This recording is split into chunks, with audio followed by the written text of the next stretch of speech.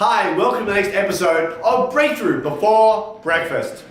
My name is Swaine, and I'm currently in a course here called Living Visionary Leadership. And as the lead trainer owner of Frontier Trainings, we're teaching our students about how to become great, impactful leaders out in the world. And the principle for today is mobilize the masses. If you want to build something up, you need to be able to mobilize lots and lots of people. And the bigger you want to play, the more people you want to be able to mobilize. So how do you mobilize the masses? You need to be able to strike a chord that resonates with a lot of people. What do I mean by that? Back in the early days, you were talking about 1910, around there was a movement for children no longer be working in the factories. The abolition of child labor. Now for children, they were now going into education, they're having to learn, but they were missing the physical side of what they were doing. And so what happened? There was a soldier who was in England, and his name was Baden-Powell.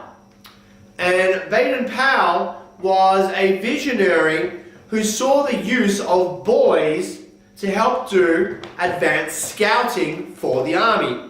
So you would train all these boys to be the eyes and the lookouts and get information for the army during the wars at the end of the 19th century.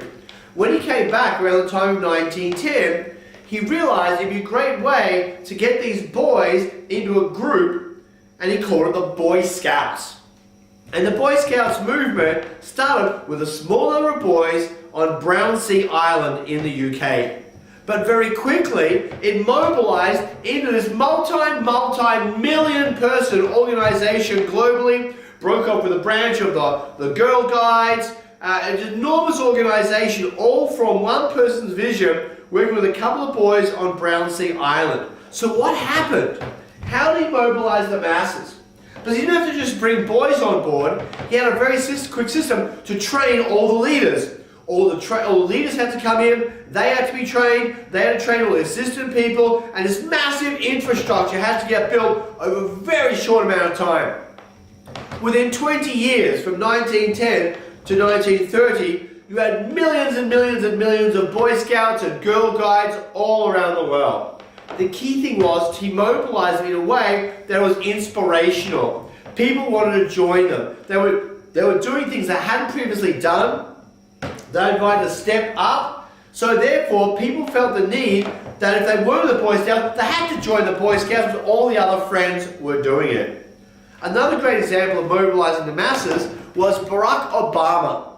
Barack Obama, in his first campaign, when he came in to become the president, Barack Obama did what no other president had done. He tapped into the masses by using social media.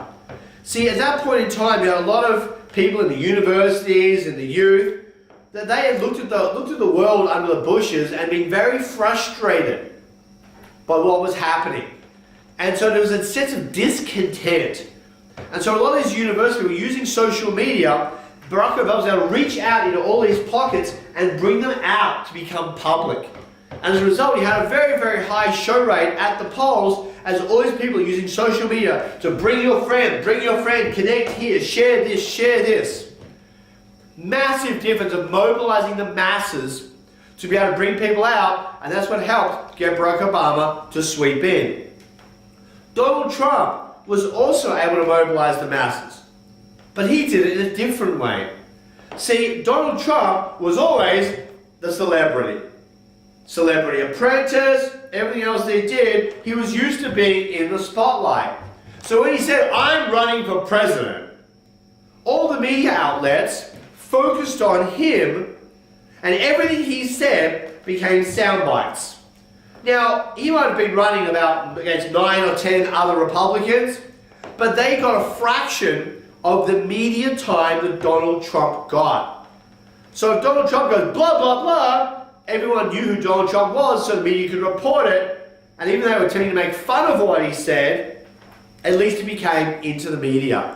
And he then got billions of dollars of free media by using who he was as a celebrity to get out there and connect with people. Well, very quickly, all the other Republicans fell off the system and he was the lone Republican standing, and then he went to go up against Hillary. At this point here, he tapped into this massive discontent in the middle of America of people who felt they weren't heard, they weren't listened, they weren't being supported by Hillary Clinton and the Democrats. He was able to tap into all those people, and on election day, he was able to just tip it just over the edge and be able to become president by mobilizing the discontented people. In fact, some of the people I spoke about said they voted for Donald Trump thinking he would never win, but it was more a protest vote against the Democrats. Very interesting. So what I'm going to ask you to do right now is to pause the video and write down what are 5 things you could do to connect to more people. Is it through media, through social media, to building something that people want right away across the world? Pause the video right now, take 5 minutes and write down some of the things you've thought about, and make sure also you can post them down below so I can share, comment, and discuss what could you do to mobilize the masses to help make your vision happen.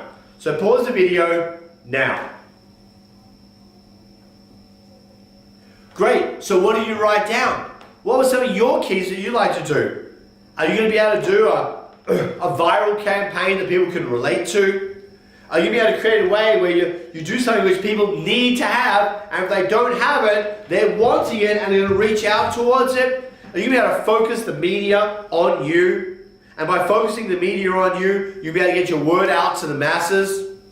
Whatever way you do to mobilize the masses, if you have that aligned with your vision, you're on the right track to be able to go and making a major, major impact on this world. If you want to find out more about the distinctions from living visionary leadership, you go to my website, frontiertrainings.com. And on there, all information about the courses is available, including the schedule, when they're going to be running. If you'd like to come to 3 days of free business training, it's free right now, it may not be by the time you watch the video. The training is called Play to Win. You go to the website, go to ptw.com. Go to ptw.com. You can find out more about this 3 days of amazing, life-transforming material on that site. And make sure you keep up to date with all the breakthroughs before breakfast. I'm going to keep recording them every time I'm doing a different course around the world and sharing these powerful lessons for you to have breakthroughs before breakfast. So stay in tune, watch all the back episodes, make sure you subscribe on the YouTube channel, hit that little bell there to make sure you get every single one. I look forward to hearing from you in comments below about lessons you're learning from breakthroughs before breakfast. I'll see you on the next episode.